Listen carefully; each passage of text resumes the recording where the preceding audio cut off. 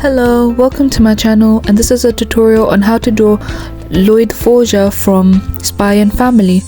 If you want to see another Spy and Family character drawing on my channel, there is a video on Loid Forger which I will link down below. First, we're going to grab your sheet of paper and pencil. Make sure that this pencil is sharp. Then from here, we're going to draw a circle on the side.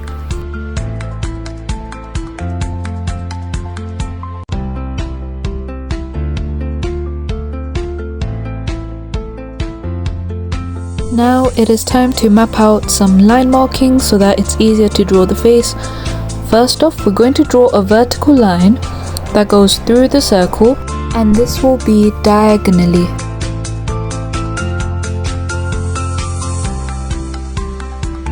Now we are going to draw some lines horizontally. This is also going to be diagonally as well, compared to where we placed the circle. Make sure that these lines are parallel towards each other, as these will be guidelines for our eyes and nose. In between the two horizontal lines, we're going to draw a triangular shape like this. This is where our nose will start. Coming from this triangle, we're going to draw another line that is sort of slanted, similar to the triangular shape that we drew in between those lines, only this time it's going to be at the bottom. Make sure to pay attention carefully as we're going to do the next steps. Coming from this line, we're going to draw out the tip of the nose by drawing a little teardrop that goes right underneath here. This teardrop is going to be on the left hand side. For the right hand side, we're going to draw a simple line for the nostril.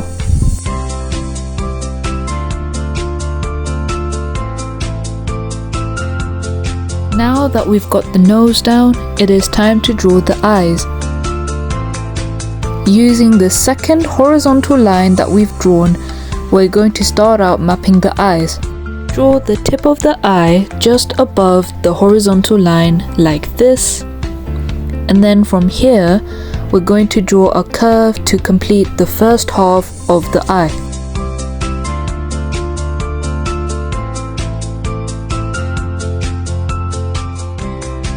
Now coming from this curve, draw a similar line downwards. Now from here, you want to thicken the line so that it becomes more animated. Now to complete the rest of the eye, you want to go back to the first line that you created. From here, we're going to draw a curve that goes through the horizontal line. Now, you want to connect this to the other line on the other side. On this bottom line, you also want to make it thicker, similar to how you made the upper line thicker. And that's how you draw the eye. From here, we're going to use the help of the horizontal line, and we're going to draw a circle like this for the pupil.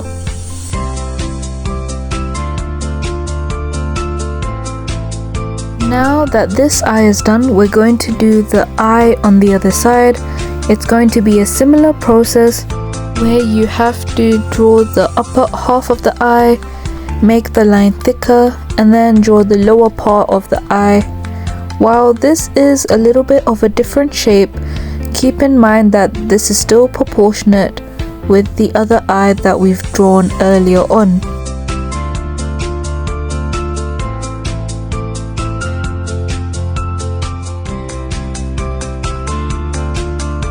Now for the pupil, what we're also going to do is we're going to draw the pupil on the inner corner, whereas with the other one we drew it more towards the center.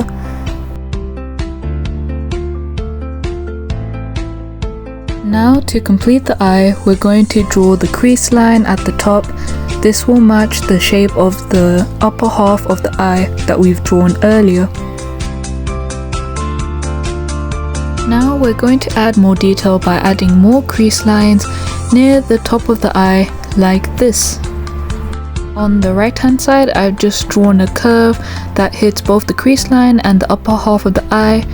On the left hand side, I'm drawing more of a line that matches with the line for the nose. Let's start drawing the eyebrows on the left hand side, as we can use the shape of the nose to help us. On the first horizontal line, draw the shape of the eyebrow just above it, and what you're going to do is to make sure that the end of the eyebrow is arched, like this. Now make sure to do this on the other side, matching the length and the width. Again, make sure to use the help of the horizontal line and help with the placement of the nose. Now for the lips, we are drawing this right underneath the nose, near the bottom half of the circle. Do not worry too much, as the smile is mainly a simple straight line, like this. Now that we've got the main features down, it is time to start drawing the rest of the face. First, let's start off on the left hand side. Right beside the eye, use the help of the guidelines and draw a straight line like this. This will be the end of the forehead. From here, we're going to go downwards and we're going to start drawing the cheek. Keep in mind that his face is a longer shape, so we have to extend this cheek all the way downwards towards the chin, creating a sharp jaw. Do not worry too much about the curves just yet, as we want to first map out everything, and make sure to use the vertical line for help on the chin.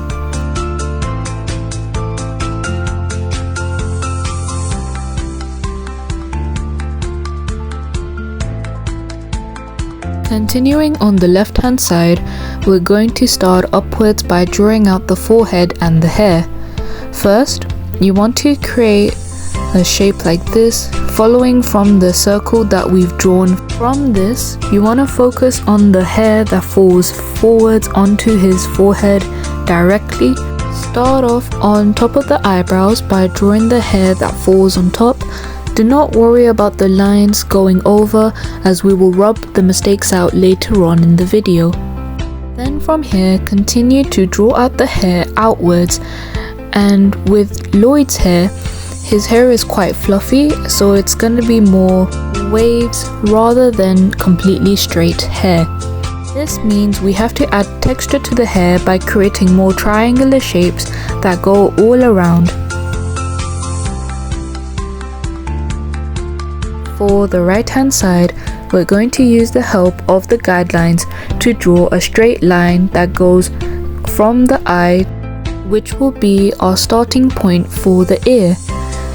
For the ear, we're going to use the bottom horizontal line, and we're going to start drawing a curve that goes up like this.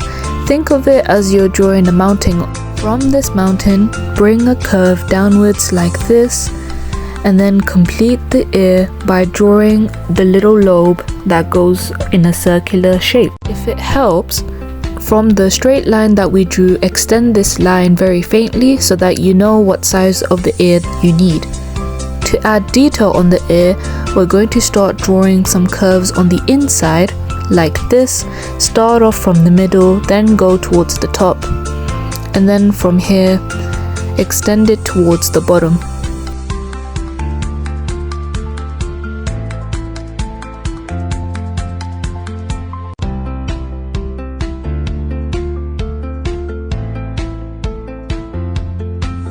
Now from here, make sure you draw a little line underneath the ear. This will be the starting point of the jaw. From this tiny line that we created, we're going to connect it through a diagonal line towards the chin. Make sure to keep the chin, the jaw and his other features quite sharp, and slowly rubbing out some of the markings, you can fix the smile and add a little bottom lip right underneath. Now it is time to complete the rest of the hair.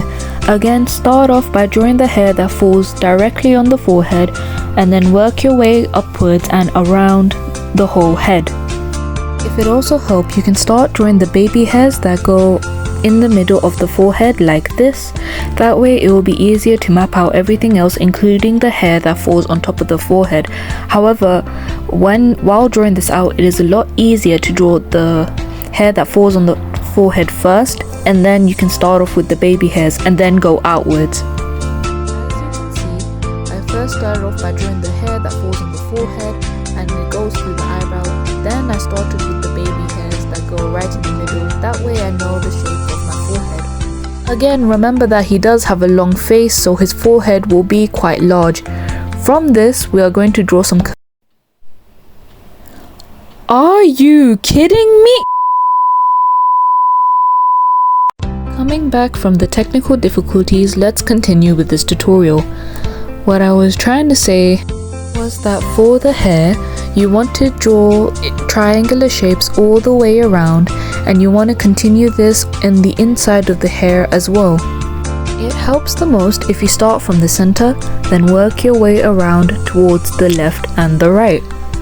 As you can see from the center here, I am trying to draw out towards the right first by drawing out similar curves and similar triangular shapes. This will go all the way around. I'm also extending this on the ear, as this is where the hair finishes off on the right hand side.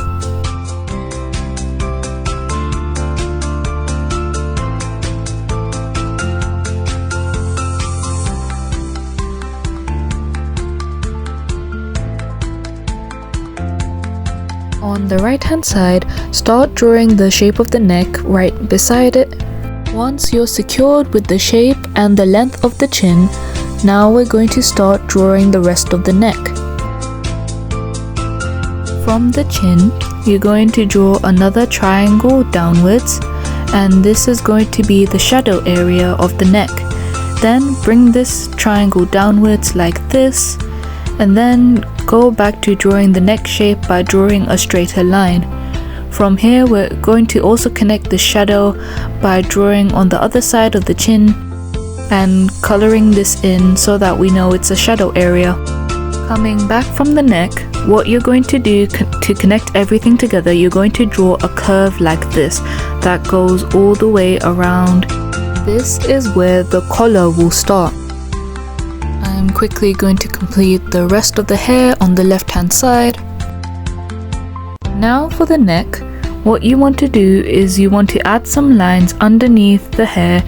Now what you want to do is to extend this line downwards to give more shadow towards the neck. Then drawing out this line, you want to do a similar diagonal line to what we drew for the chin. Going back to the left hand side of the collar, you want to end this off by drawing a straight line like this, similar to what we did while drawing the neck. Going back to the right hand side, you're going to measure out how large the collar will be. On the right hand side, now you're going to draw the same line but much bigger. And then from here, we're going to connect these two lines together with another curve. Make sure that this is proportionate to the previous line that we've created earlier. Now going back to the neck, you're going to draw out the other collar by matching the similar shape that you've drawn for this collar. Draw this out like so. Make sure that this collar doesn't go entirely down, similar to how we drew the first collar. Coming from both points of the collar, you're going to start drawing out a similar boxy shape that has more similarity to a rhombus, for example. This will be connected to both sides, and this will be the starting point of your tie. Make sure that this isn't entirely a straight line and that it has a little bit of a flick at the end, as this flick will be important. Coming back from this flick, you're going to draw a triangular shape like this, and then you're going to connect this triangle by bringing back the collar and dragging it downwards like this. This will be the starting point of the blazer. Now to complete the tie, you're going to draw a curve that goes outwards. The shape is going to be somewhat similar to a straight line once you go downwards like this. I will pause for a bit so that you can see how the tie looks, as well as any other feature that you need to draw out. Now finishing off the blazer, we're going to go back to the right hand side. What you're going to do, you're going to start off by drawing a line. Then from this line, we're going to extend it downwards. Now what you want to do is you want to draw this out by going through a diagonal line. Then at the start point of this diagonal line, you're going to draw downwards. Then you're going to complete it off by drawing in a similar shape when you draw the rest of the blazer. In between the triangle there, as you can see, add a little bit of shadow to make it more animated. Now to finish off the back side, you're going to draw out the curve and you're going to do it rather smoothly. However, in this top part over here, first draw out this triangle to give more texture. Then you bring the curve downwards and complete the back. Now it is time to draw the shoulder and the arm. For this, you're going to go to the middle of this blazer. Then you're going to draw a semicircle upwards. This is mostly going to be located nearer to the right hand side. From this left hand side, you're going to extend it downwards, and then you're going to do something similar on the right hand side. Add some lines nearer on the arm to give more texture. Now nearer to the left hand side, you're going to draw another triangular shape, and this time it's going to be the pocket. Inside the pocket, he has this little mechanical thing, and when drawing this out, it's going to go over the lines, but do not worry as we will rub out any mistakes later on in the video. Draw like a little mushroom hat at the top of the line, then extend another line downwards. If it helps, you can also use the reference photo as a guide. Now the last detail to add will be the pin, and this will go on the collar side of the blazer. So what you're going to do is you're going to draw a little hat like this. Then you're going to draw a circular shape at the bottom, and then underneath this you're going to draw a more pointier sharp tip. This drawing is almost complete, but as I mentioned earlier, we're going to add a bit more detail on the hair as we want to give it more texture. To make this easier, start on the right hand side, draw some triangular shapes and work your way upwards around the left hand side.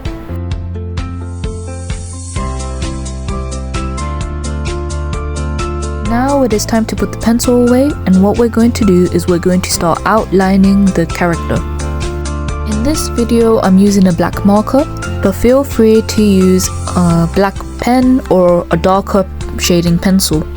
But the reason you would want to use a marker or a pen is so that you can rub out the markings more easily afterwards. Feel free to always add more shadows as well.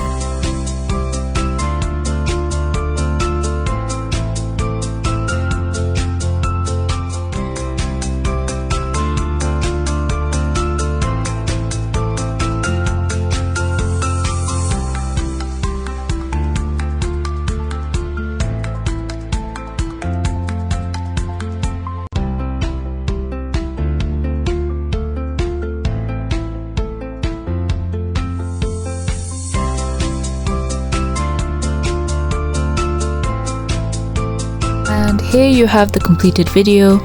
Thank you for watching.